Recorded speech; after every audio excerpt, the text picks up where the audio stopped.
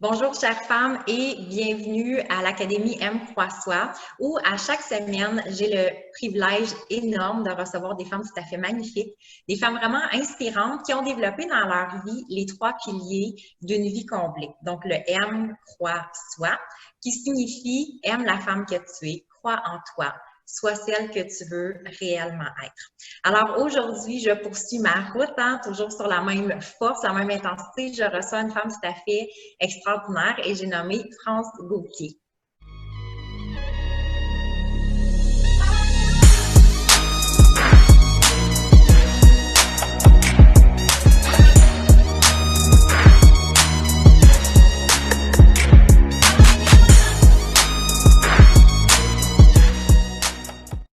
Bonjour France.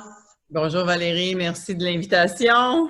Merci à toi, surtout d'avoir accepté. C'est vraiment un énorme privilège. Alors France, tu es à la fois auteur de plusieurs livres. Tu en as écrit 9, peut-être qu'il y en a un 10e en route. Je ne sais pas, mais il y en a 9 de publiés. Il y en a 10, en fait, oui, il y en a 10 de publiés, puis il y en a un 11e en route, oui. Oh, wow! Et tu es à la fois conférencière, formatrice, animatrice. J'ai le goût de dire de toi que tu es vraiment la femme inspirée, inspirante. Bien, merci beaucoup. Écoute, inspirée sans doute un peu parce que j'ai développé cet aspect-là et je l'enseigne. C'est pas mal la base de l'enseignement que je livre, qui est dans le fond, l'atelier d'écriture inspirée que je donne depuis 10 ans, là, puis qui a été suivi par des milliers de personnes, tant ici qu'en Europe, tant en groupe que sur le web. C'est ce qui m'a lancé dans ce milieu-là en 2011 avec une série de conférences que je donnais à cette époque-là sur la bascule de conscience qui était reliée à la fin du monde des Mayas le 21 décembre 2012 et dont certaines personnes avaient vraiment peur parce que c'est ce qui a fait en sorte que je suis partie en tournée à travers le Québec pour dire arrêtez d'avoir peur, c'est juste la fin d'un monde. Et ça a été un grand tournant dans ma vie parce que moi, j'arrivais d'un milieu beaucoup plus carré que ça, le milieu du journalisme d'enquête. J'étais animatrice de télé. En fait, j'ai été 10 ans journaliste d'enquête, puis après ça, 12 ans animatrice de télé. Et c'est en 2010 que j'ai vécu une autre bascule de conscience, parce qu'il y en a eu plusieurs, mais celle-là a été majeure en 2010, quand j'ai décidé de tout laisser, la télé, les projets télé, pour dire, OK, je me consacre à l'enseignement maintenant. Et j'avais aucune idée s'il allait y avoir 2 personnes par salle. Et finalement, ben, c'est comme si le tapis rouge s'était déroulé devant moi, que c'était vraiment ça que j'avais à faire parce que les salles étaient pleines partout.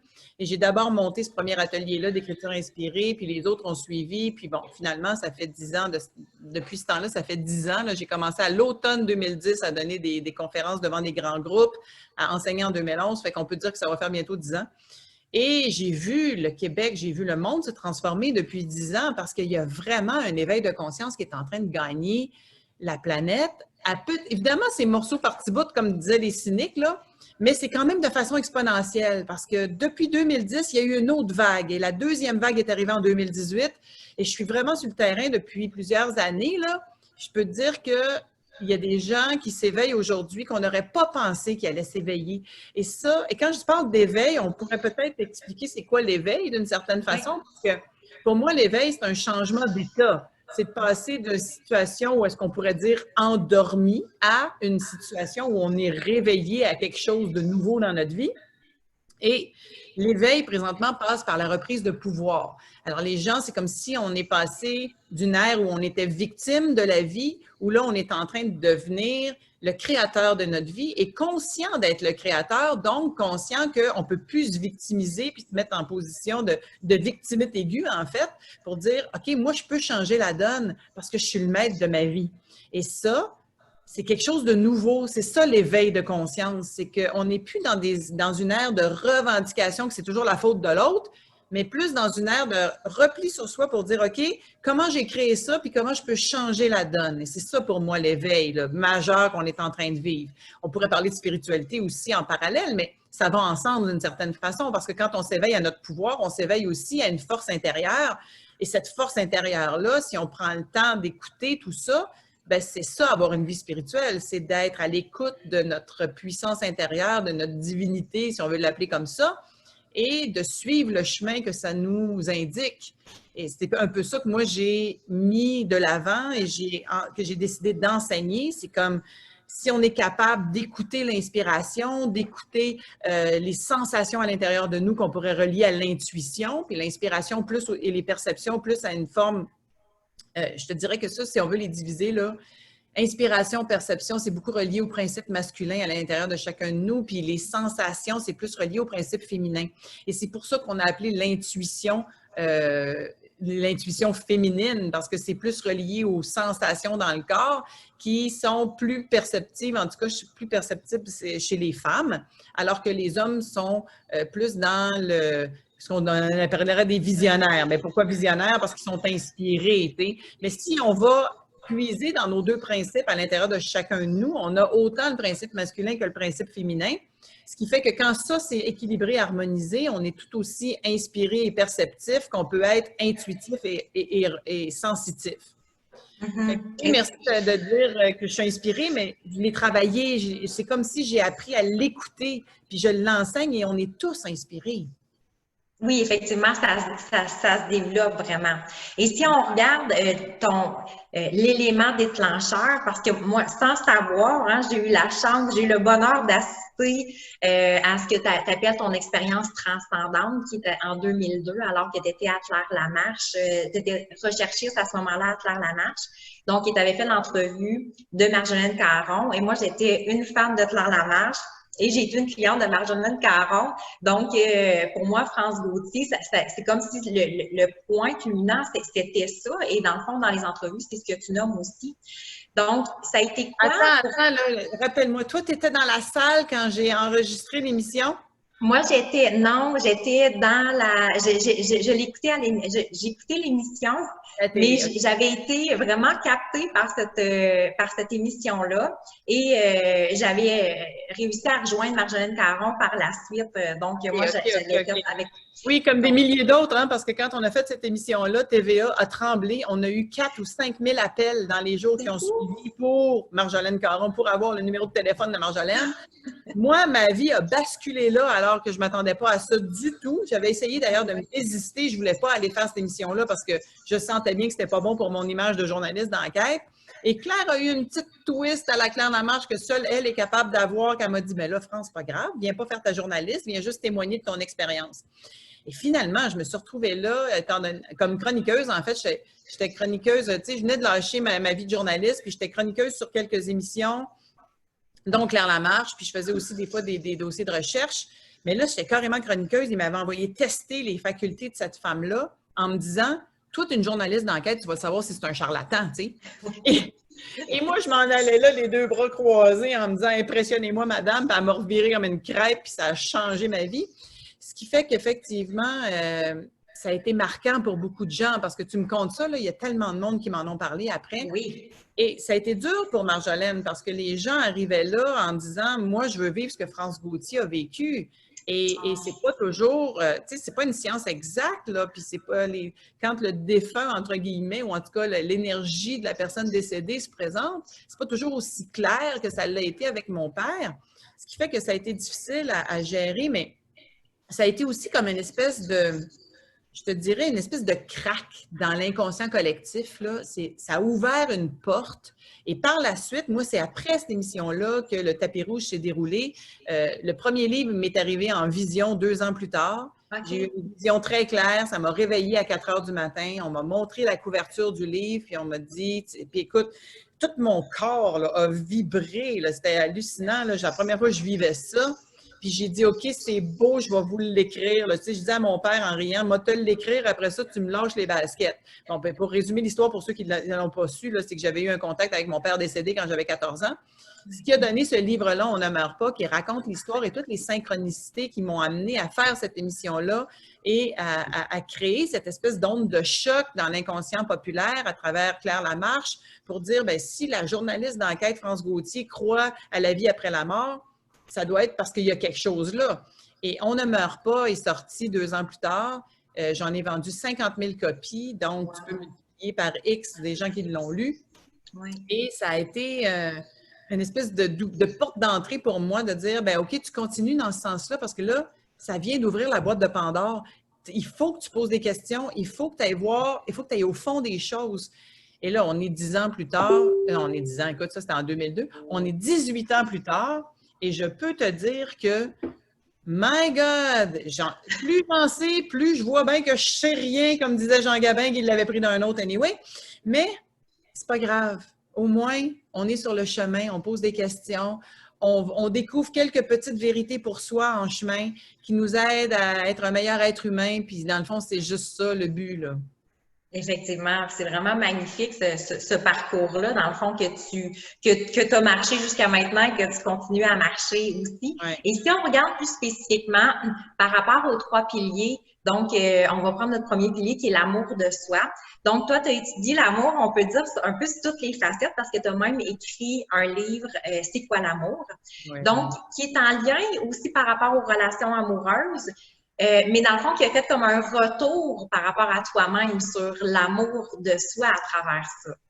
C'est pas l'amour, là, c'est vraiment l'exercice de voir comment on peut se guérir de nos blessures émotionnelles qui passent très souvent, évidemment, par nos relations amoureuses ou amicales. Mais là, je me dis, tu peux changer. De toute façon, on vit toute la même histoire. Tu as juste à changer les personnages, puis on vit toute la même histoire. Fait que j'ai raconté une histoire qui touche tout le monde parce qu'on vit ça dans une vie. Puis si c'est pas à travers nos conjoints, ça va être à travers nos amis, à travers nos patrons, nos enfants, nos voisins, peu importe. Mais effectivement, c'est la première étape vers, pour moi, la maîtrise, c'est d'adresser nos blessures émotionnelles. Donc, aussi amoureuses. Et c'est quoi l'amour est venu, mettons, mettre ça en lumière, puis aussi mettre un baume sur tout ça. Et moi, ça a été le point déterminant dans ma vie quand j'ai commencé à ressentir que j'étais enfin guérie de la trahison, qui est mon thème principal, que je répétais dans mes relations amoureuses. Et pas parce que j'ai eu des mauvais chums, j'ai eu des chums extraordinaires, puis c'est même pas parce que j'ai été trompée, j'ai jamais été trompée, mais dans la relation, il s'installait un climat où je me sentais trahie à différents niveaux.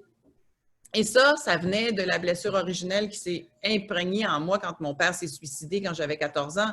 Alors, le premier homme de ma vie m'a trahi, j'ai répété ça, jusqu'à ce que je comprenne que, c'est tout un scénario que j'ai choisi. C'est un scénario pour lequel je suis revenue dans cette vie-ci parce que j'ai décidé de l'adresser. Et une fois que tu comprends que tu n'es pas une victime de la vie, mais bien un créateur, bien là, c'est le temps de voir, OK, comment j'ai attiré ces scénarios-là dans ma vie et comment je peux transformer tout ça puis créer autre chose. Et je te jure que ça ne prend pas plus d'énergie pour créer autre chose. En fait, à la rigueur, ça prend moins d'énergie pour créer quelque chose de plus intéressant pour soi parce que là, on n'est pas en train de ramer à contre-courant. On se laisse aller, go with the flow, là. On se laisse aller avec qui on est. Mais de détricoter des vieux patterns, de détricoter des blessures qui sont profondément ancrées dans le plexus solaire. J'avais l'impression, là, dans la trentaine, là, d'avoir ici là, une grosse boule. Là, Moi, je vois ça comme des toiles d'araignée. À chaque blessure, il y a une toile d'araignée qui vient s'imprégner dans le plexus. Puis là, la blessure d'après vient en rajouter une couche, puis une couche. Puis c'est comme si j'avais eu une boule immense de toutes ces toiles d'araignée-là dans le plexus qui devaient être déliées. Et c'est grâce à mes conjoints formidables que je suis allée au fond de cette blessure-là et que j'ai été capable de me guérir de la trahison et après ça, m'attirer des scénarios beaucoup plus intéressants. C'est beau, parce que c'est ça, quand on arrive à, justement, comme tu dis, à passer en mode création, c'est comme si les événements de la vie sont un tremplin à aller vers quelque chose de beaucoup mieux. Tu sais? Tout le temps, tout le temps. Puis des fois, c'est des tremplins un peu tricky en bon français. Hein? Il y a des pièges là-dedans, là, mais je me dis tout le temps, moi, le fond du baril, ça a été un trampoline. Hein, parce qu'il faut dire un trampoline et non une. Alors, moi, je suis allée au fond du baril en 2011, là, puis le fond du baril, ben, j'ai rencontré un trampoline, puis ça a fait... Et ça m'a amené, là, j'ai fait un bond, j'appelle ça un bond quantique, là, parce que là, j'ai compris. J'ai compris dans mon corps, pas avec ma tête, parce qu'avec ma tête, ça faisait longtemps que je comprenais. Là. Ma belle petite tête intelligente qui est allée à l'université pendant 5 ans, là, elle comprenait tout avec sa tête. Mais j'avais rien compris dans la vraie vie parce que c'était pas descendu dans mon corps. Et l'expérience a fait en sorte que quand ça a descendu dans mon corps, j'ai été capable de transcender la blessure et de remercier tous les gens qui m'avaient trahi, entre guillemets, parce qu'ultimement, on ne peut que se trahir soi-même ou s'abandonner soi-même ou se rejeter soi-même ou s'humilier soi-même ou se victimiser soi-même, peu importe la blessure. Mais tant qu'on ne le voit pas, c'est la faute des autres. Et dès qu'on le voit, le danger, bien sûr, c'est de faire attention de ne pas se taper dessus parce que ça, je l'ai fait aussi, là, me taper dessus en me disant « Voyons, j'ai créé ça, bel imbécile. » Et là, Pourquoi je ferais ça? Tu sais, c'est Ouais, donc bien oui. niaiseux. Et une fois que tu as transcendé ça aussi, c'est d'accepter la responsabilité sans prendre la culpabilité. Et ça, c'est la nuance très importante. Prendre la responsabilité en laissant de côté la culpabilité de je viens de créer ça dans ma vie. Où est-ce que je me suis reniée? Où est-ce que j'ai abaissé ma fréquence? Où est-ce que je peux remonter ma fréquence puis attirer quelque chose de plus intéressant? Et ça a été le grand changement, le grand tournant en 2011 qui a donné C'est quoi l'amour? Et C'est quoi l'amour a donné aussi des... Écoute, j'ai reçu des centaines et des centaines de courriels de gens qui m'ont dit « Wow, OK, on dirait que tu as écrit mon histoire. » Puis là, Oui. ça me permet enfin de faire la paix avec ceci, puis cela, puis ceci, puis cela. Bon, ça a aussi créé un hécatombe de séparation que je ne pensais pas que ça créerait parce que les femmes m'écrivaient, entre autres, des hommes aussi, mais surtout des femmes me disaient « Je me suis séparée dans l'amour grâce à toi. » Je me suis dit « Oh mon Dieu, c'est tellement pas ça que je voulais faire, mais si c'est ça que ça donne, OK d'abord. » Ah, c'était très drôle, ça. Ça, ce bout-là, je ne l'avais pas vu venir, là. Là, tu voulais pas avoir ce fardeau-là non plus de... Non, mais, Mais mais ça a aussi aidé plusieurs couples à se réparer à travers tout ça et surtout beaucoup de gens à s'éveiller à leur propre pouvoir de création et à se dire, je ne suis pas victime de mon scénario. Je peux changer mon scénario. Et ça, là, ça, c'était magique. parce que, tu sais, on voit souvent la séparation comme très négative, mais en même temps, ça peut être justement positif, tu sais, pour les deux parties, quand c'est vécu justement de façon peut-être plus consciente, de dire que les deux personnes ben, sont prêtes à faire un autre cheminement. Donc, c'est pas toujours négatif. C'est pas négatif en soi, c'est une façon différente de vivre, dans le fond. Je te dirais que c'est jamais négatif. C'est douloureux au passage. C'est jamais négatif parce qu'il n'y a pas de séparation qui se fait sans qu'il y ait eu un chemin avant. Hein? Puis il n'y a pas personne qui se sépare dans la joie, c'est-à-dire, ben oui, ça se peut, là, mais dans le sens où est-ce que quand tu as des enfants en jeu, par exemple, il n'y a personne qui se dit à la légère. C'est pas la joie que j'allais dire, c'est à la légère. On se sépare pas à la légère. Quand on est rendu là, c'est parce qu'il y a eu tout un chemin de souffrance, de douleur avant. Et là, quand on est rendu là, si on est capable de le faire dans l'amour et l'harmonie, c'est une grande victoire parce que moi, je dis tout le temps, écoute, je me suis mariée avec moi-même en 2012. Là, le 21 décembre 2012, je me suis fait un gros party, la fin du monde des Mayas. Là, je me suis dit, on célèbre ça. J'ai invité mes amis, je me suis mariée avec moi-même et tous mes anciens conjoints étaient là. Le père de mes enfants, mes amoureux, même mes flirts étaient là. Puis mon chum de l'époque était là. Il a accepté d'être là puis de jouer le jeu avec moi. Ça a été de toute beauté. Je les ai tous remerciés. Ils ont tous contribué. Et je dis toujours, tu sais, l'amour, si tu as vraiment aimé, ça n'arrête pas. L'amour est toujours là. C'est la relation qui se transforme. Et mes relations se sont transformées, mais tous mes anciens amoureux sont encore dans ma vie parce que je les ai aimés. Alors, ils sont encore aimables. Oui, Ils sont encore aimables. c'est beau de voir ça. Alors, avec tout ce bagage-là, tu dirais, comment tu définirais l'amour de soi? Écoute, c'est un grand enjeu, l'amour de soi, parce que moi, je pensais que je m'aimais. Et j'ai découvert que finalement, avec un être en particulier qui a été l'élément déclencheur de toute ma guérison amoureuse, là, qui s'appelle Philippe dans C'est quoi l'amour? Là. Mais grâce à Philippe, j'ai réalisé que finalement, on va se le dire, j'étais une maudite folle. Une dépendance. Il y avait plein d'affaires que je n'avais pas vues de moi. Moi, je pensais que je m'aimais parce que j'étais capable d'aimer le côté lumineux de France. J'étais capable de voir mes qualités, de voir mes talents et de miser là-dessus. Puis, de l'extérieur, j'avais l'air d'une fille qui enchaînait les succès un en arrière de l'autre. Et c'est grâce à cet être-là que j'ai découvert le trou béant qu'il y avait ici à l'intérieur que je devais aller remplir par moi-même. Et l'amour de soi, dans le détour, j'ai découvert que c'était d'apprendre à aimer toutes les parties de moi, dont celles qui ne sont pas aimables, dont celles qui ne sont pas valorisées par toute une société, qui ne sont pas nécessairement belles à montrer, dont toute la vulnérabilité, la folie qui m'habitait par moments, les ceci, les cela. Et une phrase qui m'a beaucoup aidée dans le détour, c'est « Aime la fille en toi qui ne sait pas comment faire autrement ». Et ça, c'est des maîtres qui m'ont enseigné ça. Aime la personne en toi qui, présentement, ne sait pas comment faire autrement, mais qui est sur le chemin et qui a la volonté de changer les choses. Et si tu ne le sais pas maintenant, tu vas le découvrir comment? Parce que tu as une volonté d'être là.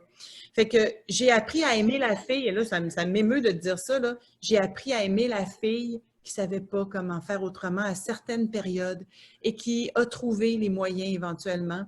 Puis un jour, après être allée, je te dirais que l'élément déterminant, c'est d'avoir accepté que j'étais souffrante, d'avoir accepté que j'étais à moitié folle, entre guillemets. Puis ça fait du bien quand je le dis parce que toutes les autres se disent « Ah, OK, elle est folle en avant, moi aussi, je suis folle, elle l'être, super! » tu sais. Alors bref, que j'étais à moitié folle parce que j'avais une espèce de folie amoureuse de toutes les femmes qui ont été élevées dans un milieu où est-ce que, tu sais, on veut toutes être des Blanche-Neige puis des Cendrillon puis emportées par le prince charmant avec son cheval blanc. Mais ce qu'ils nous ont pas raconté, c'est que Cendrillon, quand elle s'est retrouvée au château après, là, elle a eu 14 enfants, il faisait fret, son chum était tout le temps parti puis ça a fini en chicane. Ce bout-là, ils nous l'ont pas compté, tu sais. Fait que... L'histoire s'est finie avant. L'histoire finie où est-ce que, dans le fond, ça commence à mal aller. Bon. C'est ça. Fait que, bref, ça pour dire que j'ai eu la grande révélation, c'est qu'il fallait que j'accepte que j'étais souffrante, que j'avais mal et que j'aie accepté d'aller rencontrer cette souffrance-là plutôt que d'essayer de m'en débarrasser, comme on fait tous. Parce qu'on fait tous ça, on essaie de s'en débarrasser. Puis là, les compensations les plus importantes dans nos sociétés modernes, là, ça va être le travail, la bouffe. Avant l'alcool, la drogue, le sexe, les sports extrêmes, name it, là, tu sais. Oui. Fait que, on fait tout ça, vouloir fuir nos problèmes, s'enfoncer dans le travail parce qu'on est souffrant ou compenser dans la nourriture parce qu'on est souffrant. Alors que moi, là, j'ai compris, parce qu'on me l'a enseigné, j'ai pas de mérite, là, mais j'ai le mérite de l'avoir essayé, j'ai compris qu'il fallait que j'aille à la rencontre de cette souffrance-là pour lui donner mon attention, pour lui demander ce qu'elle voulait me dire. Et quand j'ai fait ça à l'été 2011, ça a été transcendant parce que me donner cette attention-là a semé une petite graine de joie. Et après ça, j'ai arrosé la petite graine de joie qui a grandi. Puis à l'automne, je me suis entendue dire, à ma meilleure amie Anne-Marie qui est décédée aujourd'hui, là, je me suis entendue dire à Anne-Marie, « Je suis pleine. » Et là, elle m'a dit, « Pleine de quoi? » Pleine de mais aussi quand même, mais surtout pleine d'amour-propre. Et l'amour-propre avait été cultivé à partir de « Va rencontrer ta souffrance. » Donne-lui de l'attention, pas en retournant dedans, là, tu sais, puis en te vautrant dedans. Non, non. Va lui demander qu'est-ce qu'elle veut te dire. Où est-ce que tu t'es renié? Où est-ce que tu as baissé les bras? Où est-ce que tu as abaissé ta fréquence? Puis abaisser sa fréquence, ça veut dire faire des affaires que je n'avais pas envie pour plaire à l'autre. Abaisser sa fréquence, ça veut dire tomber dans le panneau de vouloir être aimé puis reconnu par l'autre, puis faire des affaires qui ne correspondent pas à mes valeurs puis à qui je suis.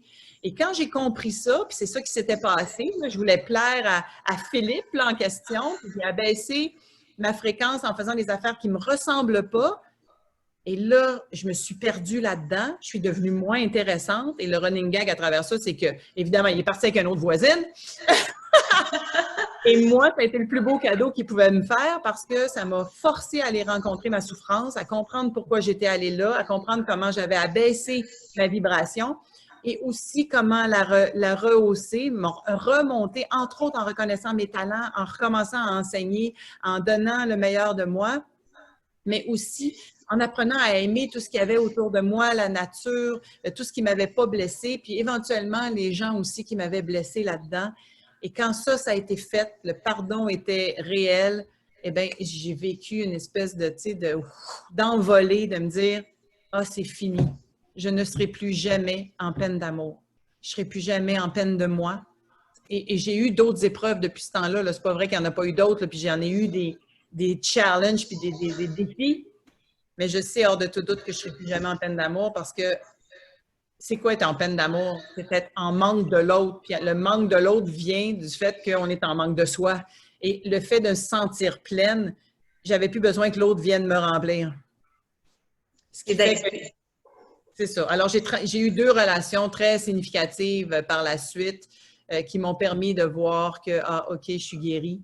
Puis, je le sais que je suis guérie à vie. Puis, pour le reste, bien sûr qu'il y aura des défis parce que ça a l'air que plus on avance sur un chemin de maîtrise, plus les défis sont grands. Mais on est aussi mieux équipé pour y faire face. Oui, effectivement. Fait que c'est vraiment de se combler de l'intérieur. Et j'aime beaucoup ta définition, justement, de l'amour de soi parce que c'est très inconditionnel. Et souvent, hein, c'est que justement, où qu'on a le plus de difficultés, c'est que on s'aime quand ça va bien. Tu sais, on aime, tu sais, comme tu dis, les beaux côtés, ça va. Puis là, on passe dans l'autocritique et tout, si on n'est pas à la hauteur de nos aspirations. Donc, j'aime ça, le côté très inconditionnel de justement s'aimer entièrement pour venir se combler aussi intérieurement.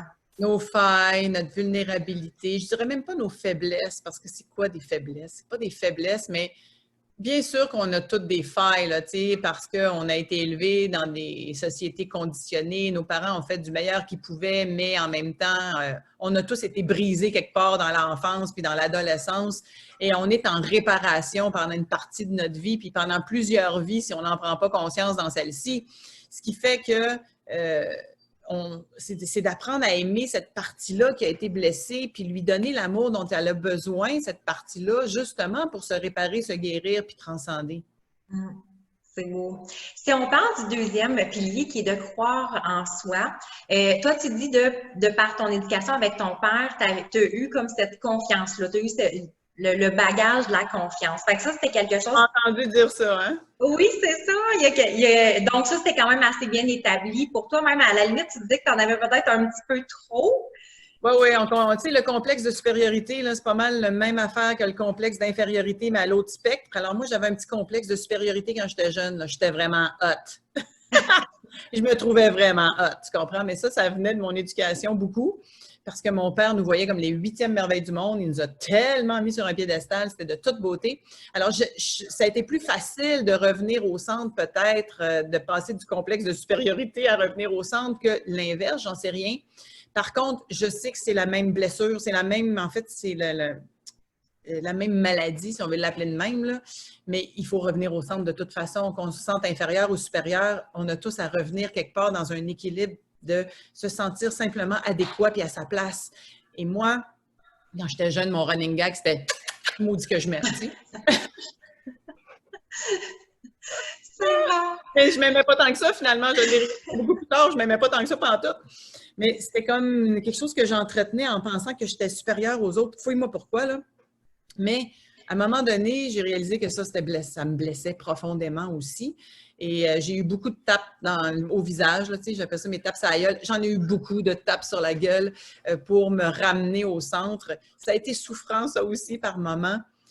Mais finalement, la confiance, ça se bâtit à partir de nos dons et nos talents. Et j'avais un talent naturel à l'école, moi, ça fait que ma confiance était à toute épreuve, c'était facile pour moi, le parcours scolaire. Par contre, là où ma confiance a été ébranlée, c'est que j'ai pas su ressentir qui j'étais réellement et j'ai suivi le pattern familial. Mon père était médecin spécialiste, ma mère infirmière, j'étais une scientifique. J'ai suivi le pattern et à 23 ans, j'ai réalisé que je pouvais pas être médecin. Et ça m'a brisée parce que j'étais trop sensible, pas une question de notes, mais j'étais trop sensible.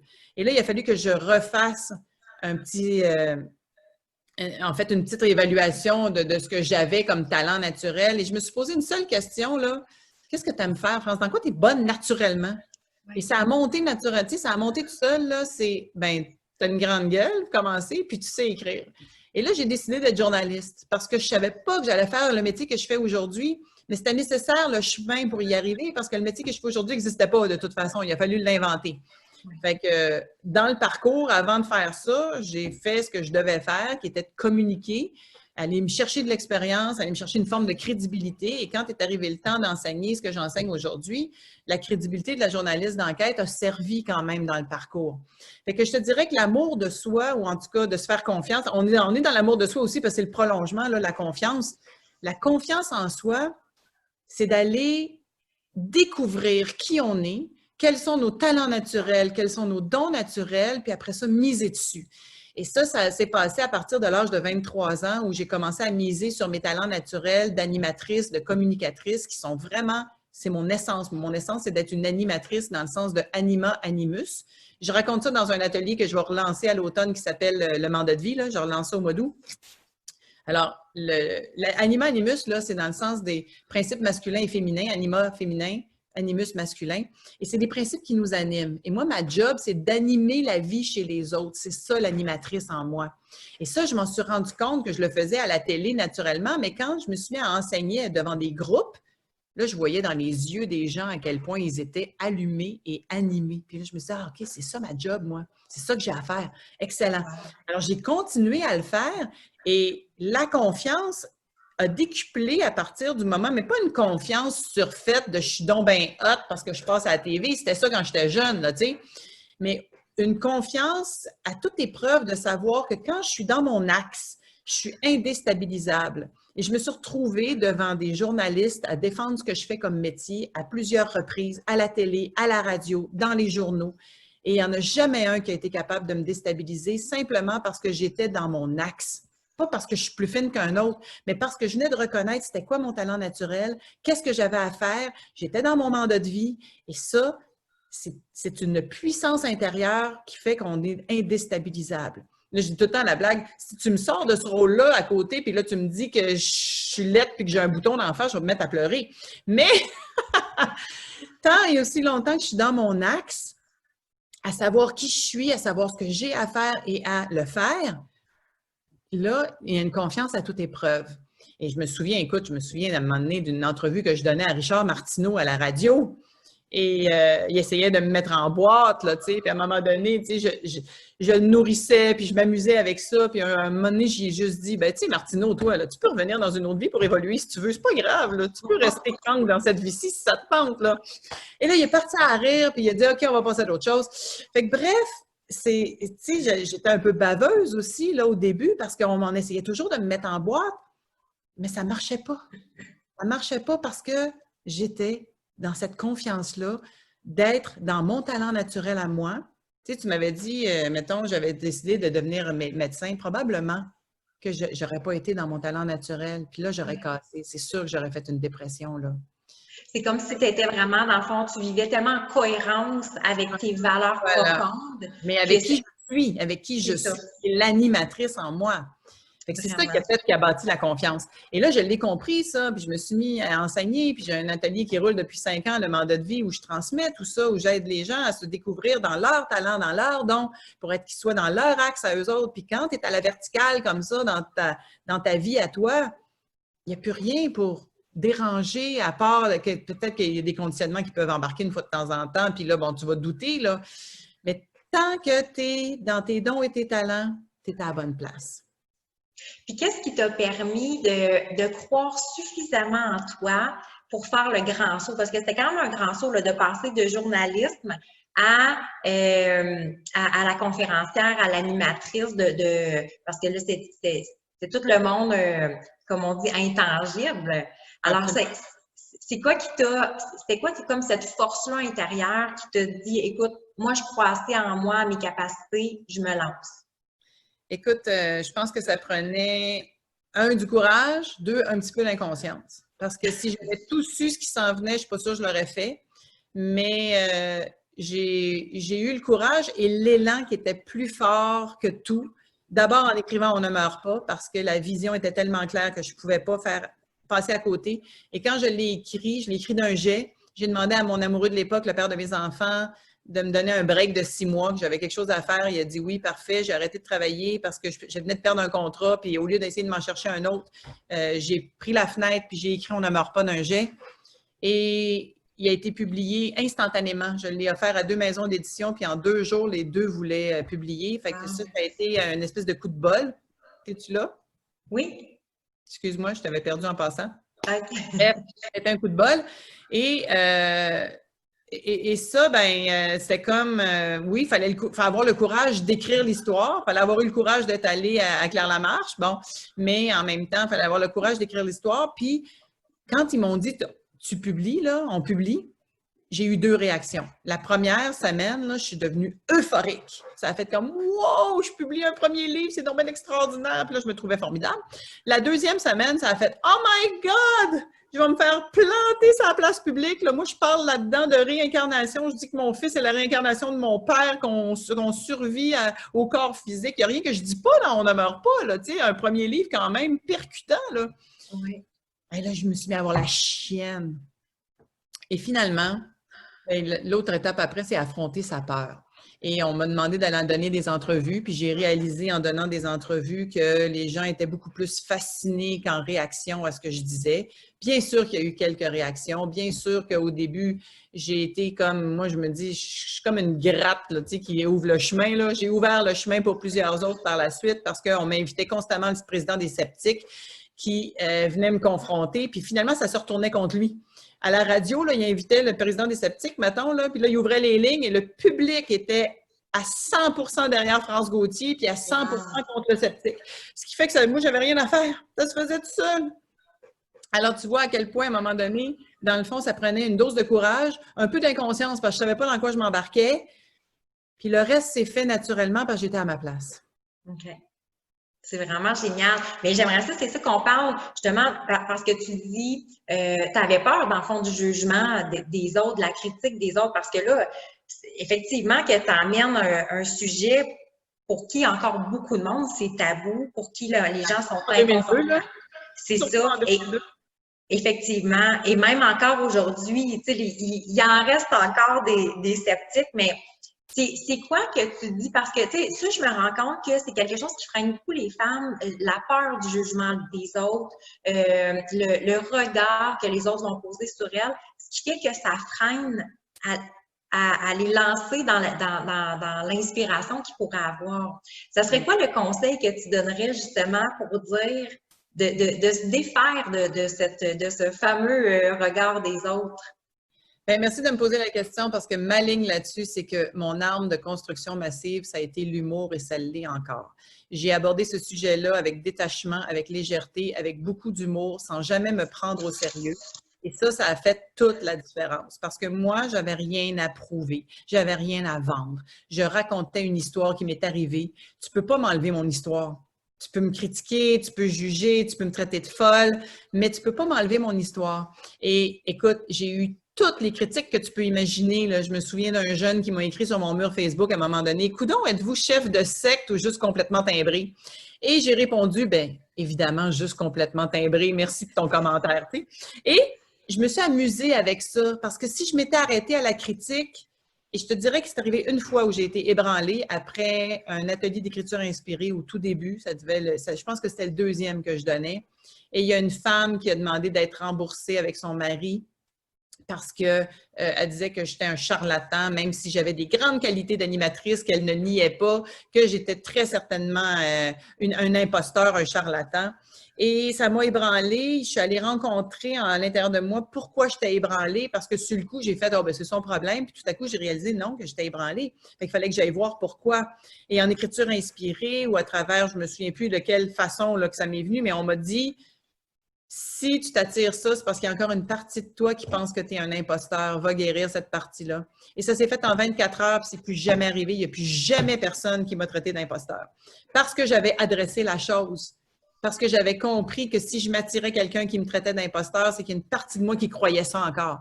Et j'avais le syndrome de l'imposteur au début. Comme tout le monde qui commence dans quelque chose, là, on a souvent ça. Fait que je suis allée rencontrer mon imposteur, je l'ai pris dans mes bras, j'ai dit « OK, c'est beau ». Puis ça c'est plus jamais arrivé. Wow! Fait que dans le fond, c'est... Excuse-moi. C'est un chemin. Oui, c'est un chemin. Fait que dans le fond, c'est comme aussi de ne pas nécessairement prendre les choses personnelles que tu Alors, dis de ne à pas travers prendre les choses personnelles, traiter ça avec légèreté. Et surtout, ben, tu sais, c'est facile à dire pas prendre personnel. Hein? C'est un des trucs des 4 accords Toltec. C'est très facile à dire, c'est pas facile à faire. Ce qui fait que moi, j'ai tout tourné en humour et en autodérision. Et l'autodérision a été mon arme de construction massive. Tu sais, je m'auto-traite de folle. Comme ça, il n'y a plus personne qui peut me le dire plus que moi. Puis à partir de là, c'est tellement plus facile de dire, ben regarde, je suis partie de là, mais je suis arrivée ici quand même. Tu sais, j'ai fini par me guérir de ça, puis de ça, puis de ça. Ce qui fait que c'est faisable. Puis si la folle en moi va mieux, ben la folle en toi peut aller mieux aussi, là, tu sais. J'aime ça, France, vraiment. Ce que je retiens beaucoup de l'entrevue, ce que je trouve qui ressort beaucoup à travers tes enseignements, c'est tout le côté inconditionnel. Que dans le fond, c'est comme si d'aimer justement le côté, tu sais, d'aller à la rencontre du côté imposteur, d'aller à la rencontre des parties de nous qu'on aime moins et de mettre ça en lumière avec, parce que moi, je dis toujours avec amour et bienveillance, mais ça, je trouve que ça ramène beaucoup à ça, d'aimer toutes ces facettes de nous, tous les côtés de la vie peut-être qui sont plus difficiles, et de l'humour et de la légèreté aussi, saupoudré d'humour et de légèreté. Ça fait, je trouve que ça fait vraiment une belle recette Mm. Parce que quand quelqu'un me traite de folle, je réponds tout le temps, t'as même pas idée à quel point. Et c'est ça qui fait que ça retourne les gens dans leurs affaires à eux autres, parce que très souvent, quand on critique, quand on juge, c'est un reflet de ce qu'on est, de ce qu'on porte. Et moi, je l'ai compris dans le détour, ça, fait que je laisse les gens avec leur jugement. Bien sûr qu'il y a quelques journalistes qui m'ont traité de folle au début, on s'entend, je les nommerai pas. Des animateurs vedettes qui m'ont traité de folle, je les nommerai pas. Mais c'est pas grave parce que c'était une minorité déjà, puis j'ai compris que ça allait être une question de temps, puis si je le voyais pas dans ce vie ici, je le verrais dans une autre. Mais non, j'ai la chance de le voir dans cette vie-ci. On est présentement dans un tournant exceptionnel d'éveil où les gens reprennent leur pouvoir, où est-ce que moi, ce que je racontais il y a 20 ans est devenu la grosse mode. On peut parler aujourd'hui de méditation sans passer pour des fous. On peut parler de yoga, on peut parler d'introspection, on peut parler de neurosciences, de pouvoir de la pensée, d'épigénétique, comme quoi on est plus condamné à développer la génétique de nos parents. Tout ça est venu renforcer le discours que j'avais il y a 20 ans, ce qui fait que moi, j'ai que des alliés aujourd'hui. Ma famille au complet s'est ouvert à tout ça. Mes amis, j'ai perdu très peu d'amis dans le détour, très peu. Il y en a quelques-uns de mes anciens collègues journalistes qui pensent encore que je suis folle. Puis je pense que c'est juste une question de temps avant qu'eux autres réalisent à quel point ils sont fous, puis ils vont se guérir comme moi je me suis guérie. C'est ça, effectivement. Écoute, merci sincèrement d'avoir été vraiment, justement, comme tu dis, une pionnière, dans le fond, à travers tout ça, puis d'avoir eu ce courage-là et comme tu dis, peut-être un petit peu d'inconscience pour, justement, comme continuer tout ça de nourrir, parce qu'aujourd'hui, effectivement, c'est tout, chacune de vous, chacun de vous qui ont fait la différence, qui fait que c'est beaucoup plus, l'ouverture est plus là, et puis l'inspiration, justement, est plus accessible aussi à tout le monde. Merci. Écoute, j'aimerais quand même dire que si les gens veulent avoir plus d'informations, ils peuvent aller sur mon site, francegauthier.ca, parce que présentement, toutes les formations vont être de plus en plus en ligne. Alors, il y a l'écriture inspirée qui est en ligne déjà, qui est accessible à tout le monde partout dans la francophonie. Le mandat de vie va sortir en ligne en version rééditée et mis à jour à partir du mois d'août. Et je lance à l'automne avec une réalisatrice productrice avec qui je travaille depuis quelques mois déjà, bien avant la COVID, une plateforme web qui va s'appeler SEM Média. Et SEM Média, ça va être un lieu de carrefour, un lieu de rencontre pour présenter des acteurs de la nouvelle conscience. Il va y avoir des programmes, des séries, des formations, tout ça. Ce qui fait qu'on est bien excités de ce qui s'en vient.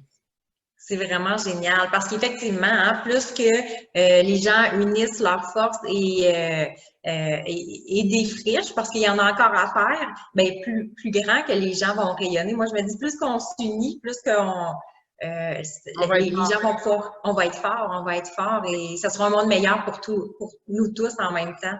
C'est juste pour ça qu'on vient ici, pour s'unir, alors c'est le temps de le faire. Effectivement. Merci énormément, France, et bonne continuité dans toutes les formations. Toi aussi, merci beaucoup. Merci. Bye. Bye.